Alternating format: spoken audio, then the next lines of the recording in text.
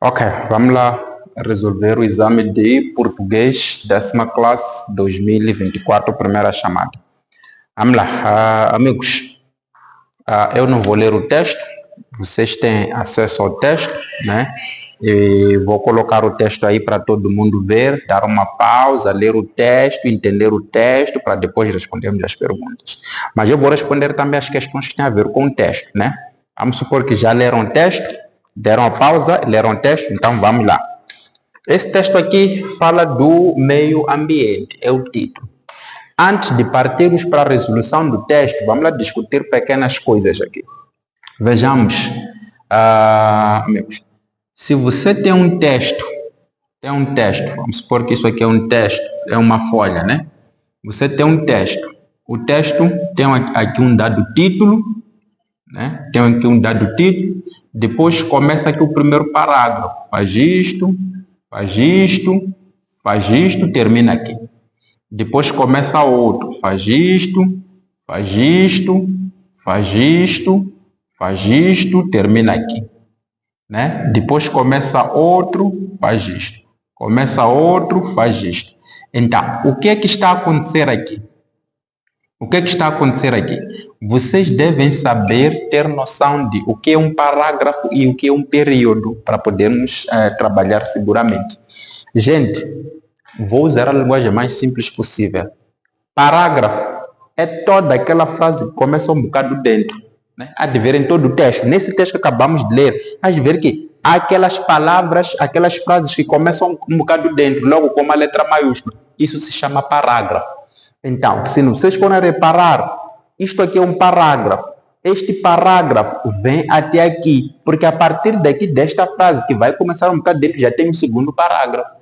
Então, é muito importante saber contar os parágrafos para poder responder com clareza ou com exatidão as questões que são colocadas de acordo com o texto.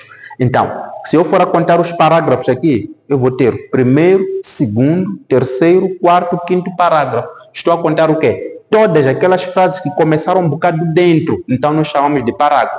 Então, dentro de cada parágrafo você vai encontrar período. O que vai ditar o que é um período é o ponto, né? Se esse parágrafo começa aqui, se eu tivesse um ponto aqui, então estaria a terminar o primeiro período. Depois vem o segundo período, se tivesse um ponto aqui no meio, estaria a terminar o período. Depois vem outro período, assim sucessivamente, né? Mas o importante é vocês saberem o que é parágrafo, que é toda aquela frase que começa um bocado dentro. Então, para esse texto aí, temos quantos parágrafos? É só uma questão de tentar ver o texto. Vou colocar aí o texto para todo mundo ver. Temos 1, 2, 3, 4, 5, 6 parágrafos. Vou contar de novo. 1, 2, 3, 4, 5, 6. Estou a contar todas aquelas frases que começaram um bocado dentro. É só uma questão de você olhar. Muito bom. Já estamos a partir de que todo mundo sabe o que é parágrafo e o que é período. Então, vamos partir para as respostas do nosso exame. Número 1 diz: o texto da sua prova é expositivo explicativo. Ok? É uma afirmação. A linha A justifica a afirmação apoiando-se na definição desse tipo de texto. O que é um texto expositivo explicativo, gente? Um texto é chamado de dispositivo explicativo quando ele tem como objetivo trazer-te um tema, depois dentro daquele tema tentar te explicar como é que o tema funciona. O que é? Tenta trazer conhecimentos. O objetivo fundamental do texto expositivo explicativo é te explicar o funcionamento de uma dada coisa, é te explicar sobre um dado fenômeno que você ainda não conhece. Então, e esse texto, você deve ver que sempre usa uma linguagem simples, uma linguagem clara. O texto é objetivo, não usa, linguagens subjetivas, não dá voltas para definir uma coisa. Define e te diz a importância, te diz para que serve, te diz como é que você deve fazer. Então, esse texto é expositivo explicativo. E se você já leu esse texto aqui, você vai descobrir que de fato é expositivo explicativo. Então, você vai justificar por que você acha que é expositivo explicativo. Vai dizer porque o texto tem como objetivo me ensinar sobre o meio ambiente. como é que eu devo cuidar do meio ambiente? Quais são as consequências de não cuidar do meio ambiente? E esse texto está-me a trazer o quê? Uma linguagem simples de compreender e o texto está sendo objetivo e direto. Não está a trazer nenhuma volta. Não está a dar voltas para explicar uma dada coisa. Então, essa é a definição do texto expositivo explicativo. Espero que tenha entendido. Então, a partir daí, é só elaborar uma resposta e já está. A linha B vem. Identifique no texto um exemplo de enunciado expositivo e um outro de enunciado explicativo.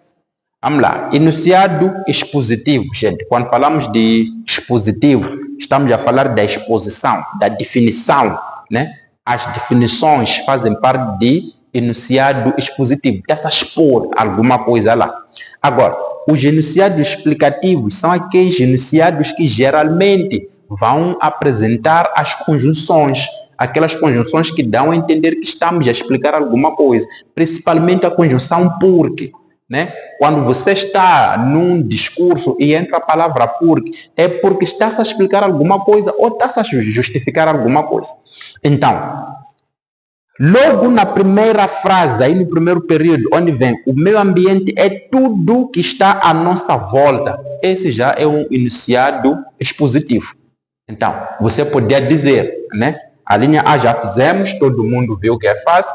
A linha B, você vai dizer enunciado expositivo. Então, vai dizer, esse enunciado vai copiar essa parte que diz o meio ambiente é tudo que está à nossa volta. Porque estão a dizer que identifique no texto um exemplo de enunciado expositivo e outro de enunciado explicativo. Então, logo o primeiro período do primeiro parágrafo já nos dá a entender, ou melhor, já nos dá a justificação do texto, do enunciado expositivo. Agora, enunciado explicativo. Se nós queremos o enunciado explicativo, vamos colocar aqui, enunciado agora explicativo, né? Enunciado explicativo. Qual seria o enunciado explicativo aí? Se vocês forem a ler, vamos lá. Primeiro, segundo parágrafo. Se forem a ler o segundo parágrafo, há de ver que o segundo período diz o quê? Isto porque a nossa vida depende da água potável, do ar puro, do solo fértil, etc, etc. Isso é um enunciado explicativo. Estão a te explicar o porquê de você deve conservar o meio ambiente. Porque a nossa vida depende, né, do quê? Da água potável, do ar puro, do solo fértil, por aí fora. Então, você vai colocar aqui essa frase, porque está aí a frase, a te explicar o porquê devemos conservar o meio ambiente. Então, sem levar muito tempo, porque isso aqui tem a ver com o texto, nem devíamos estar a explicar o que tem a ver com o texto, mas sim a parte gramatical. Mas pronto, como o objetivo é resolver todos os exames, estamos aqui a colocar isso. Vamos para a pergunta número 2. Número 2 diz, o ambiente saudável proporciona condições para o desenvolvimento e crescimento dos seres vivos. A linha A, o que entende por ambiente saudável? Acho que essa pergunta nem estava relacionada com o texto, né? É uma pergunta direta. O que é que cada um de nós entende por um ambiente saudável? Por exemplo, para mim, um ambiente saudável é aquele ambiente onde nós temos os ecossistemas, todos eles não poluídos. Isto é, um ambiente é saudável quando nós temos tanto os animais, as plantas, temos o clima, tudo a funcionar nas suas perfeitas condições. Um ambiente tem que ser saudável quando proporciona o melhor ambiente para as pessoas ou para os seres vivos fazerem as suas necessidades e se reproduzirem. Esse ambiente é saudável. Um ambiente é saudável quando não há poluição. Um ambiente é saudável quando não há destruição da natureza. Então, existem várias definições que você pode dar para um ambiente saudável. Então, é só uma questão de você sintetizar a tua resposta. Isso é a linha A. Espero que tenha ficado claro. A linha B. Qual é a função sintática da palavra sublinhada na frase em 2? Agora, isso sim. Isso já não tem a ver com texto, tem a ver com análise sintática. É preciso saber fazer análise sintática. Na análise sintática, gente, nós temos conceitos como sujeito, que é aquele que pratica ação ou aquele que se diz algo sobre ele. Temos o predicado, que é a nossa ação, que é praticada pelo sujeito, nesse caso, porque o predicado, geralmente nós encontramos o sujeito assim como predicado a partir do verbo. Então, temos lá complementos substanciais, temos complemento direto, aposto, temos muitos conceitos. Aqui o que querem saber é a palavra saudável, que ainda está bem carregado para ti, sintaticamente significa o quê? Então, vejam que essa palavra saudável é uma qualidade. É uma qualidade para quê? Para o ambiente. Ambiente saudável. A palavra saudável está a fazer papel de qualidade para o meio ambiente. Agora, quando nós estamos a falar de análise morfológica, essa palavra aí seria chamada de adjetivo, porque qualidades fazem papel de adjetivos na análise morfológica. Mas aí nós estamos a falar de análise morfológica. Falaram sintaticamente. Qual é a função sintática? Estamos na análise sintática. Então, para a análise sintática, essa palavra saudável faz papel de atributo. Nós chamamos de atributo aquelas palavras que dão qualidade ao nome e que aparecem junto com o nome. Você deve ver que temos ambiente, logo de ambiente vem a palavra saudável. Então, essa palavra saudável está a fazer papel de atributo para o ambiente. Então, essa é a função sintática. Era só dizer, a função sintática da palavra saudável é atributo. Lembrando que a mesma palavra, dependendo da posição onde vai se encontrar na análise sintática, pode já receber outras classificações. Por quê? Eu não vou escrever no quadro, mas tentem ver a mesma frase. Se nós tivéssemos essa frase, temos aí o ambiente, vamos supor que eu coloque vírgula, depois vem saudável, colocar de novo vírgula, proporciona condições para o desenvolvimento e crescimento dos seres vivos. O que acontece? A mesma palavra apareceu no meio de duas vírgulas. Quando você coloca uma dada descrição no meio de duas vírgulas, isso aí já muda de contexto, muda de definição. Em vez de atributo, passaria a ser aquilo que nós chamamos de aposto. Né? Aposto é um tipo de informação adicional que nós damos sobre o sujeito, mas que geralmente aparece no meio de duas vírgulas. Às vezes pode aparecer separado por 2 pontos. Então, é preciso ver. É a mesma palavra saudável. Do jeito como está na nossa frase, está tudo bem, é um atributo. Mas se estivesse no meio de 2 vírgulas, iam ver que já ia mudar de contexto. Passava a ser aposto. E a mesma palavra, se estivesse no predicado, lembrando que quem nos dá o predicado geralmente é o verbo. A partir do verbo para frente nós temos o predicado. A mesma palavra, se estivesse no predicado, já estaria a fazer papel de outra função sintática, que seria nome predicativo do sujeito. O que é nome predicativo do sujeito, gente? É uma qualidade do sujeito, mas que se encontra no predicado. Só que, portanto, para que essa qualidade seja nome predicativo do sujeito, o nosso verbo tem que ser chamado de verbo de ligação. Não pode ser verbo significativo, nem transitivo, nem direto, nem indireto. Então, se você tem um verbo de ligação, verbos de ligação são aqueles verbos que indicam um estado ou mudança de estado, enquanto que verbos significativos geralmente indicam uma ação. Agora, se você tem um verbo que indica um estado, tem um sujeito, depois tem uma qualidade desse sujeito, mas que está no predicado, chama-se nome predicativo de sujeito. É claro que a língua portuguesa, senhores, não é assim, quer dizer, linear. Não significa que sempre as coisas vão estar da mesma forma. É preciso analisar a frase e o contexto e tudo mais e conhecer as definições desses conceitos, onde ver que com facilidade vocês conseguem identificar. Espero não ter enrolado muito. A linha B, qual é a função sintática da palavra sublinhada aí? Isso aí é um atributo. Então, podemos até colocar aqui, atributo. A linha C, dizem o quê? Quais são os elementos que fazem parte do meio ambiente? Acredito eu que essa questão também não está lá muito relacionada com o texto, né? Mas também podemos ler o texto, se calhar encontrar a resposta para essa questão. Mas os elementos que fazem parte do meio ambiente, nós temos dois tipos de elementos, desculpa. Temos os elementos bióticos e temos os abióticos. Quando falamos de bióticos, estamos a falar daqueles que têm vida. Estamos a falar dos animais, estamos a falar das plantas, estamos a falar dos fungos, estamos a falar das bactérias e outros seres vivos. Então, esses são elementos bióticos, mas também existem elementos abióticos. Estamos a falar de quê? Estamos a falar do clima, estamos a falar do relevo, estamos a falar do ar, estamos a falar da água. Então, esses todos os elementos aqui fazem parte do meio ambiente. Né? O meio ambiente é composto por esses elementos todos. Então, é só uma questão de sintetizar a resposta, espero não ter complicado. Pergunta número 3. Diz o quê? O meio ambiente é tudo o que está à nossa volta. É uma afirmação. De acordo com o texto, o que revelam os estudos feitos sobre o meio ambiente? Aí já tem que ir para o texto. Tem que ir para o texto, ir ver o que é que revelam os estudos feitos sobre o meio ambiente. Indo para o texto, hão de ver que logo no segundo parágrafo, eu já expliquei como é que vocês vão encontrar o parágrafo.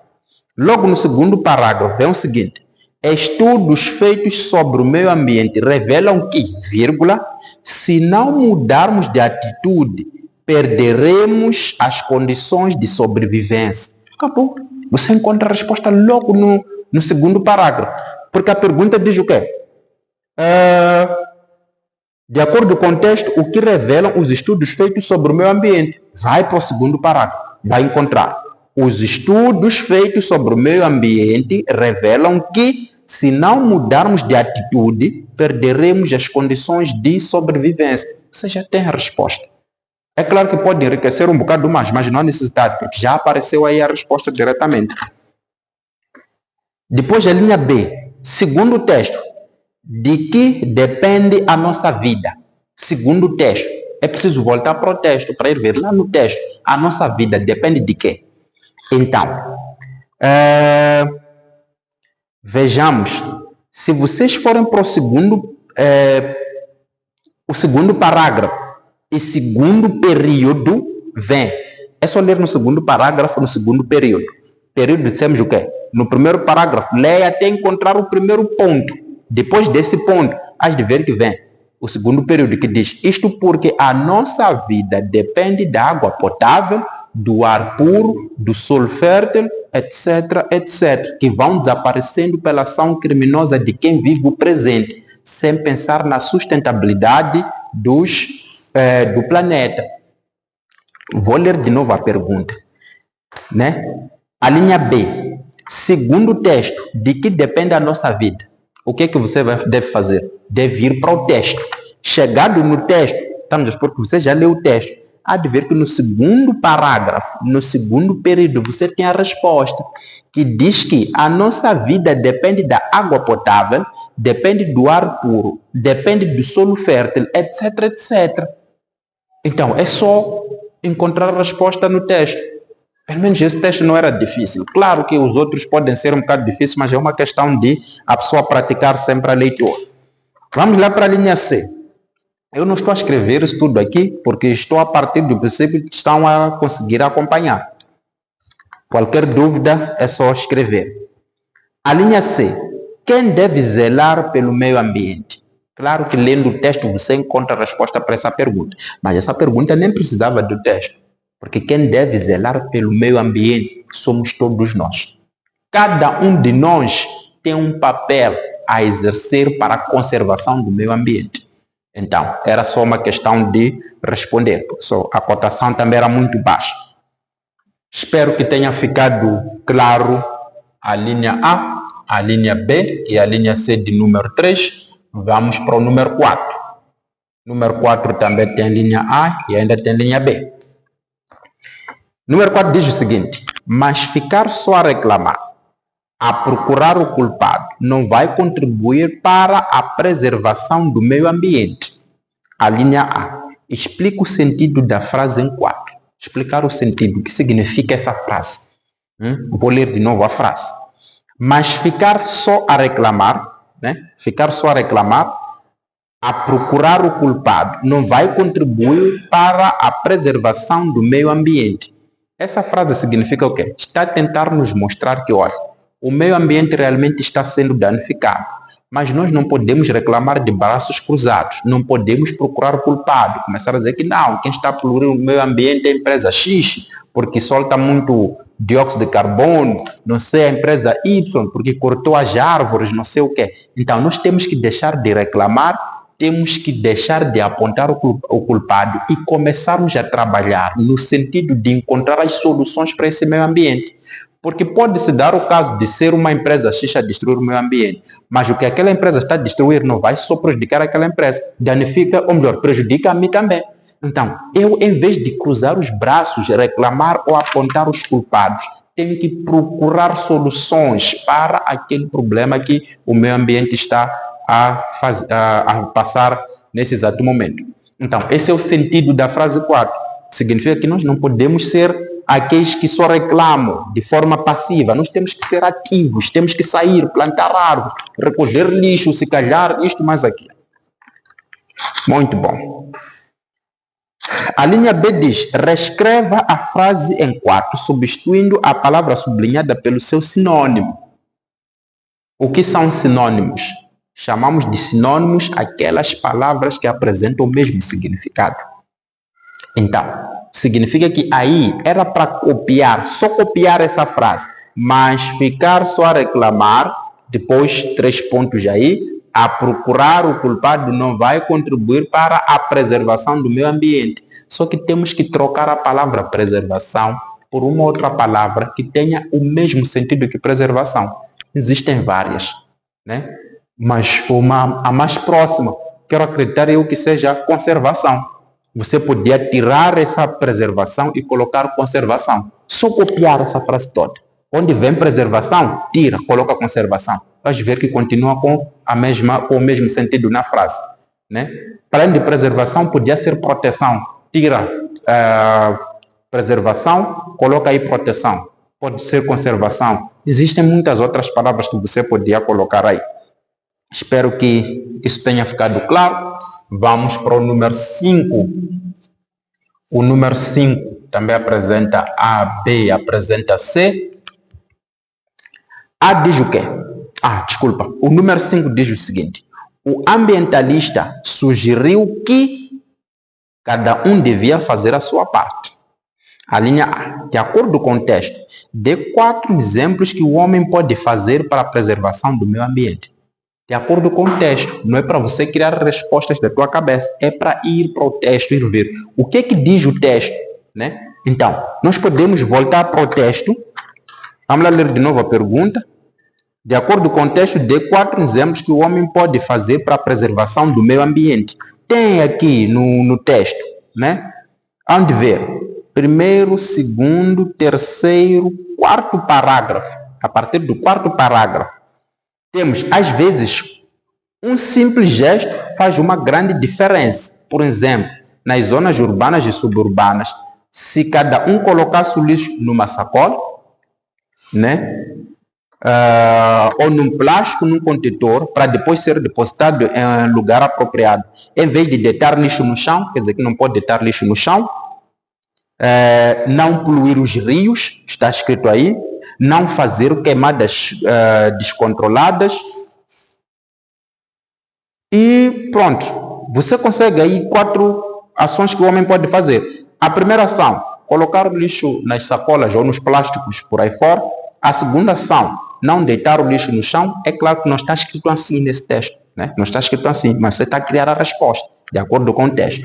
Então, não deitar o lixo no chão, não poluir os rios, não fazer queimadas nem cortes descontrolados das árvores. Então, você já tem a resposta para número 4. Ou melhor, número 5, desculpa, a linha A. Número 5, a linha B. De acordo com o texto, qual é a importância de se ter um ambiente limpo? De acordo com o texto. É claro que nós temos as nossas opiniões sobre a importância de ter um ambiente limpo, mas nesse momento nós queremos de acordo com o texto. Então vamos voltar para o texto. Vamos lá.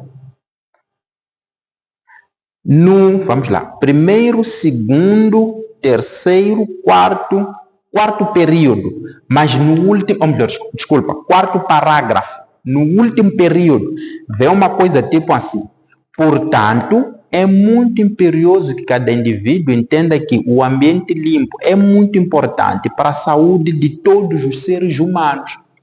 Volto a ler a pergunta. Número 5, a linha B. De acordo com o texto, qual é a importância de se ter um ambiente limpo? Você vai para o quarto parágrafo, último período. Há de ver que é importante ter um ambiente limpo para garantir a saúde de todos os seres humanos. Está escrito aí no texto. É só uma questão de seguir o texto e sintetizar a resposta. Muito bom. Espero que tenha ficado claro. Número 5, a linha C. Classifique a oração sublinhada na frase em 5. A oração sublinhada é que cada um devia fazer a sua parte. Vamos lá, gente. Quando falamos do que, portanto, de ver que a oração começa logo com o pronome que. Quando temos o que, até na própria matriz de preparação, dizia o quê? Que o que pode ser integrante, o que pode ser relativo, mas pode encontrar o que causal, pode encontrar o que condicional ou consecutivo, por aí fora. Então, é preciso analisar a frase, olhar bem a frase. Nesse momento, estamos a falar de classificação de orações. Para classificar as orações, nós dependemos muito da conjunção que nós temos, que vai introduzir aquela oração que nós estamos já a classificar. É uma coisa simples que nós podemos, assim, fixar que nem sempre se verifica, mas na sua maioria se verifica, é o seguinte: esse que, nessa frase, há de ver que é um que integrante. Quando é que nós dissemos que o que é integrante? Quando aparece logo depois do verbo. Se forem reparar a frase diz o seguinte: o ambientalista sugeriu, sugerir é um verbo, sugeriu, depois de sugeriu, aparece o que. Então, sempre que você encontrar o que depois do verbo, é porque você terá lá uma oração subordinada integrante. É uma oração subordinada, não coordenada. Mas sobre orações, quando é que se diz que é subordinada, quando é que se diz que é coordenada e quais são os tipos dentro das coordenadas e ordenadas e subordinadas, acho que podemos produzir uma aula sobre isso. Do momento é só você saber o seguinte: nessa frase, essa oração é uma oração subordinada integrante. Por quê? Porque o nosso que apareceu logo depois do verbo. Existe uma teoria que diz que para você ver se realmente a oração é subordinada integrante, você pode tentar substituir toda a oração com o pronome indicativo isso, né? Então, eu posso dizer o ambientalista sugeriu isso. E a frase não perde completamente o sentido. Tem sentido dizer sim, o ambientalista sugeriu isso. Então, uma vez que toda oração aceitou ser substituída por isso, então já temos certeza que aquela oração é subordinada integrante. Mas se fosse relativa, iam ver que relativa não aceita. Você substituir toda a oração com aquele pronome. Perde completamente o sentido. E muitas das vezes a relativa, apesar de apresentar o que não vem logo depois do verbo, tem que aparecer depois, se calhar, do nome por aí fora. Então, isso pode ser análise a se fazer futuramente. Mas uma oração simples que tenha o que como relativo, por exemplo, eu posso dizer o seguinte: a polícia prendeu os ladrões que assaltaram a loja. Então, há de ver, vou repetir a frase: a polícia prendeu os ladrões que assaltaram a loja. Há de ver que, apesar de ter o que, nessa frase já não temos uma oração subordinada integrante, porque esse que não aparece depois do verbo, aparece depois da palavra ladrões. A polícia prendeu os ladrões que assaltaram a loja. Há de ver que, se tentar a partir do que eliminar tudo, escrever a palavra isso, vai perder sentido essa frase. Porque vai ficar o quê? A polícia prendeu os ladrões isso. Há de ver que não faz sentido nenhum. Então, logo não pode ser integrante. Para ser relativo, a teoria diz que você pode substituir o que, somente o que, você pode substituir com os quais, né? Se for plural, pode ser o qual, se for singular, as quais, se for feminino, por aí fora. Então, eu posso dizer, a polícia prendeu os ladrões, os quais assaltaram a loja. Vamos ver que continua com um bocado de sentido. Então, nesse caso, seria relativo. Mas ok, o nosso foco era aqui, já dissemos que é oração subordinada integrante. Perfeito. Vamos lá, número 6.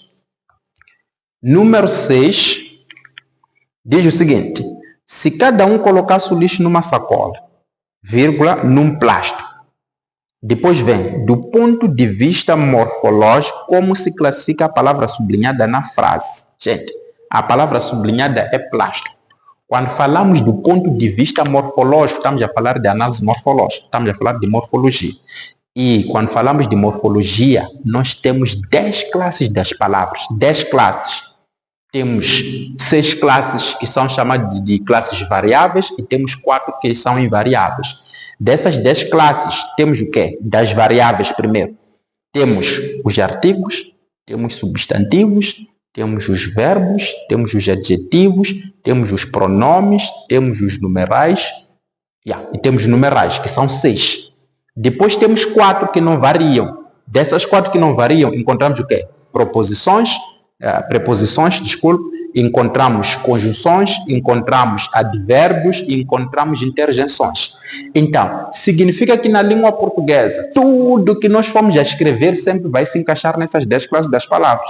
Às vezes, existem palavras que andam 2 a 2 ou 3 a 3, que não dá para separar. O caso da palavra fim de semana tem que estar sempre junto. Então, quando é mais de uma palavra, mas com sentido de uma única só, nós chamamos de locução. Pode ser uma locução. Então, as locuções podem ser locuções adjetivas, podem ser substantivas, vai depender de qual é o sentido daquela locução. Se tem como objetivo dar nome, se tem como objetivo dar qualidade, se tem como objetivo indicar uma ação, então vai receber a devida classificação. Agora, aqui nós queremos classificar a palavra plástico, número 6. A palavra plástico. Então, como eu não vou explicar todas as 10 classes das palavras, vamos diretamente ao assunto. Dizer que a palavra plástico é um substantivo. O que são substantivos? Chamamos de substantivos todas aquelas palavras que têm como objetivo dar nome aos seres. Substantivos são palavras que nomeiam os seres. Né? Se você está a dar nome a alguma coisa, dizer cadeira, dizer lâmpada, dizer quadro, pessoa, dizer mar, dizer calor, é nome de algum ser, de um sentimento ou de um fenômeno natural, então é um substantivo. Então, só os substantivos é um tema muito complexo que precisa ser analisado com muito cuidado, porque os substantivos existem vários tipos. Temos substantivos digamos, abstratos, temos os concretos, temos os coletivos, temos os próprios, principalmente quando falamos aqui dos coletivos aqui. É preciso conhecer o nome coletivo de um grupo, de um dado substantivo, porque não existem regras para você saber que, olha, se eu tenho um conjunto aqui de coisas, vai receber um nome X, não existem regras. A pessoa tem que ter o hábito de ler, né? E também temos uma outra parte chata dos substantivos, que é a parte do plural dos substantivos compostos. Então, é um tema que precisa muito da atenção de muita gente, principalmente aqueles que vão fazer exame de admissão. É preciso estudar os substantivos. Como é que nós formamos o plural de substantivos compostos? Como é que nós formamos o plural daqueles substantivos que terminam com -ão? Porque alguns, o plural vai ser -ãos, outros vai ser -ões, outros vão ser -ães. Então, vai depender, é preciso estudar essa parte. E também é preciso estudar os substantivos coletivos, como é que eles funcionam, qual é a flexão, como é que o substantivo flexiona de acordo com o número, como é que flexiona de acordo com o gênero, como é que flexiona de acordo com o grau. Então, essas coisas todas a pessoa tem que estudar e acredito eu que ainda podemos produzir aulas sobre isso.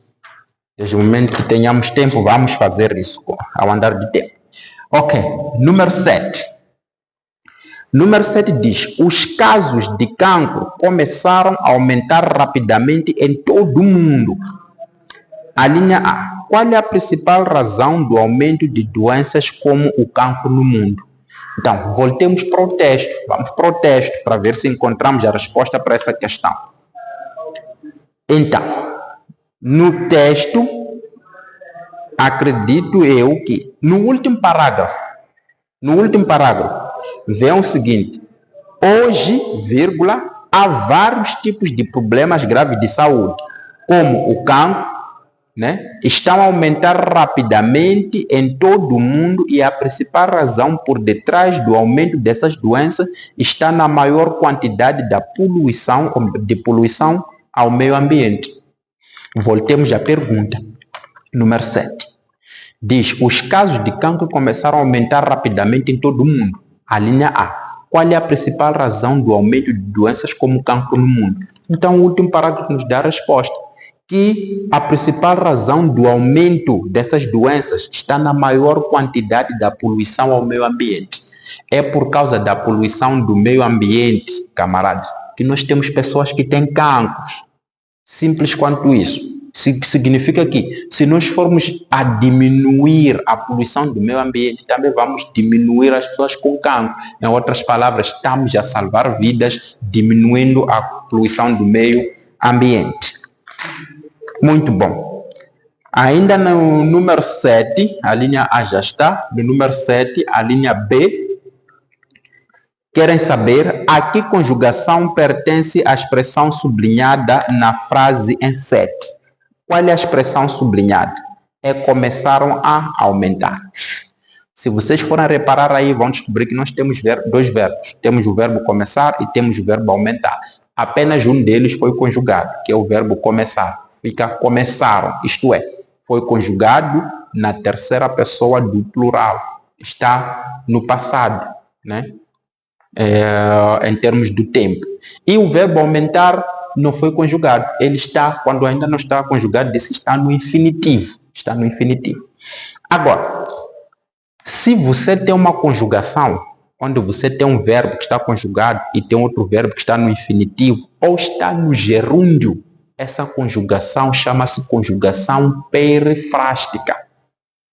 O que é conjugação perifrástica? É aquele tipo de conjugação onde você tem dois verbos, um fazendo o papel de verbo auxiliar, o outro é verbo principal, onde o verbo auxiliar ele pode estar, deve estar conjugado e o verbo principal está no infinitivo ou está no gerúndio. Então, isso chamamos de conjugação perifrástica. Era só responder aí, dizer conjugação perifrástica.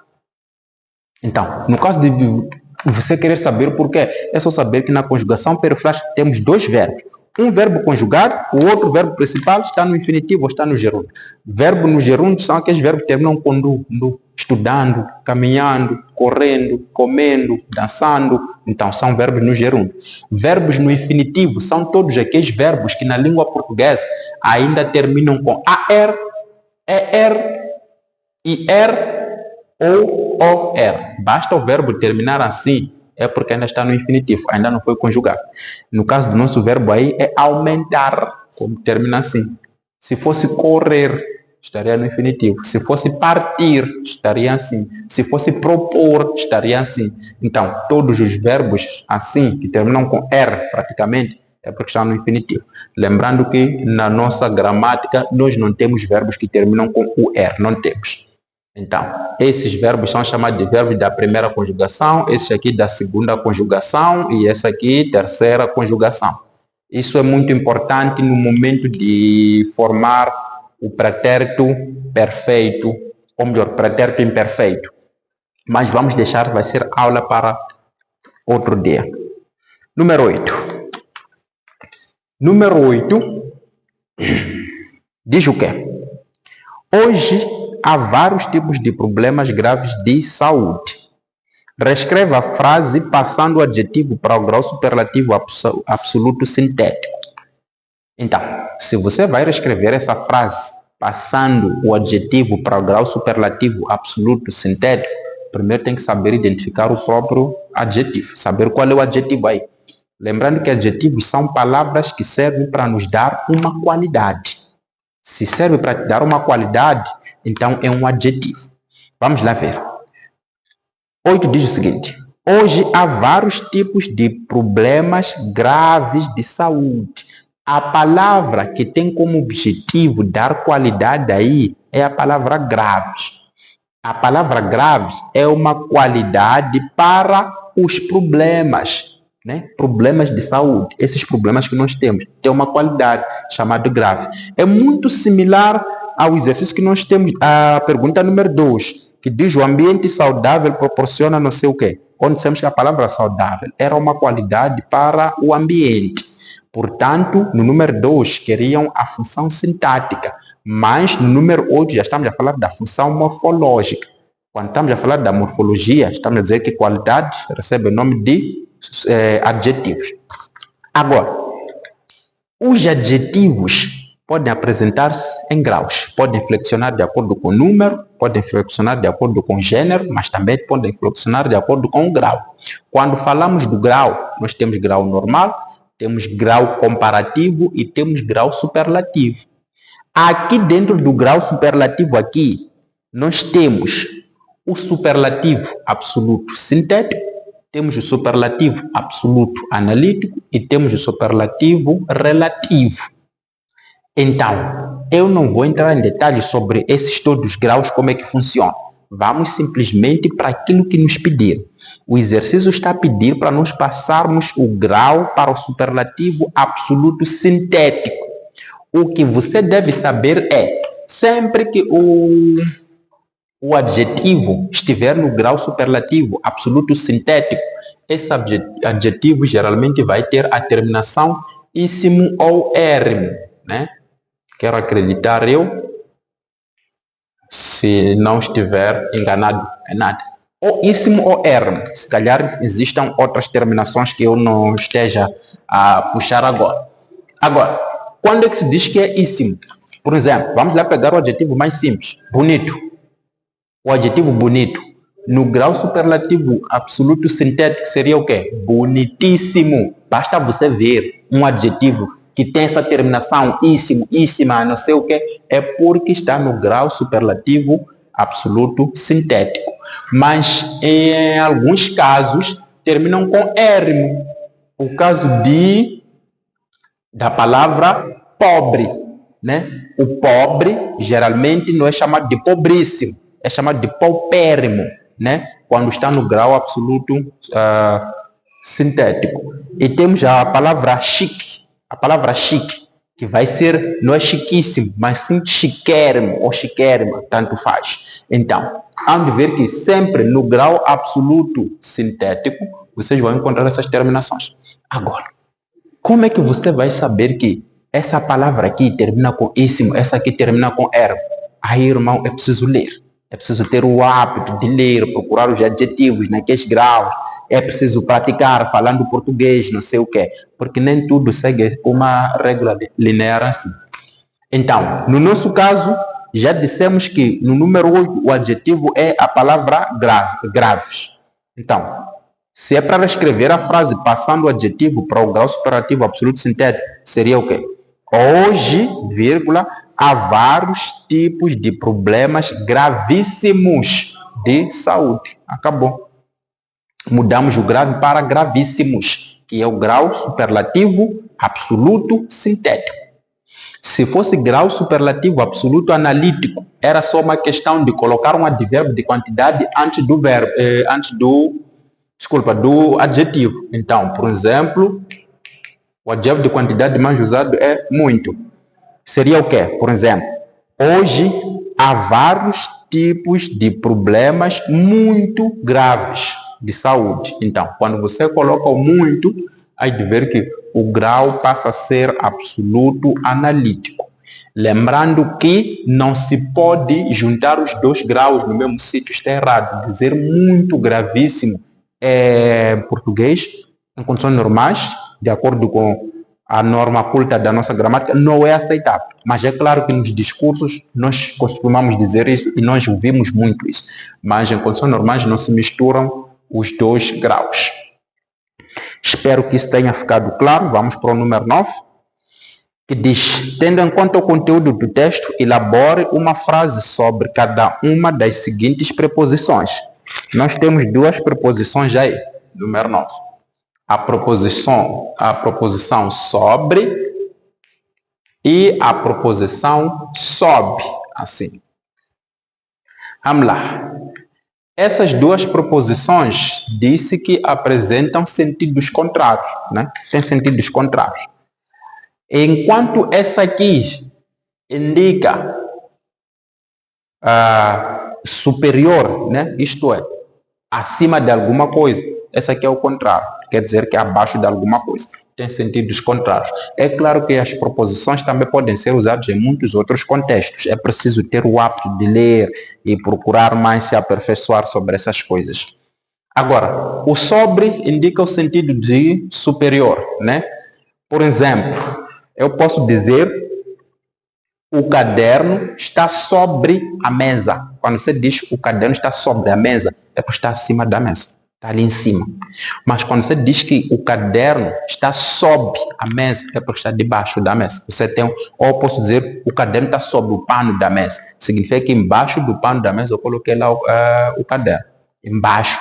Então, quando usamos o sob, estamos a usar embaixo. Quando usamos o sobre, estamos a usar em cima.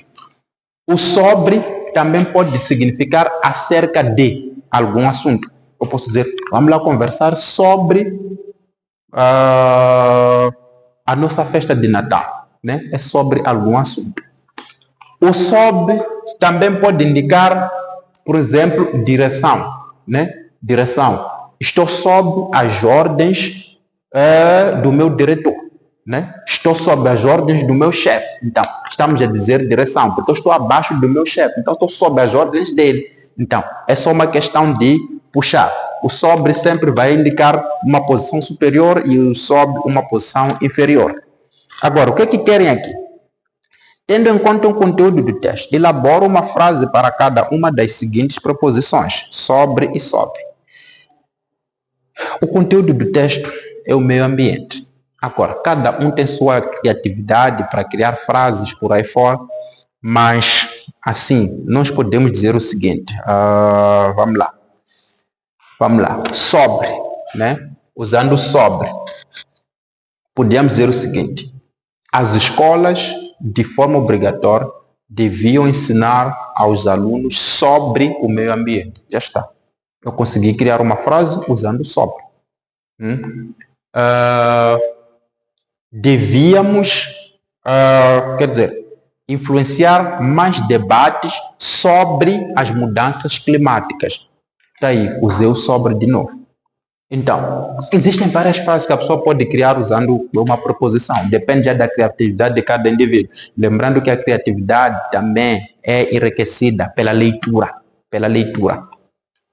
O sob, vamos lá, uma frase que podemos usar o sob. Dizer o seguinte, as nossas florestas estão sob ataque das mudanças climáticas. Podemos, é uma frase qualquer, né?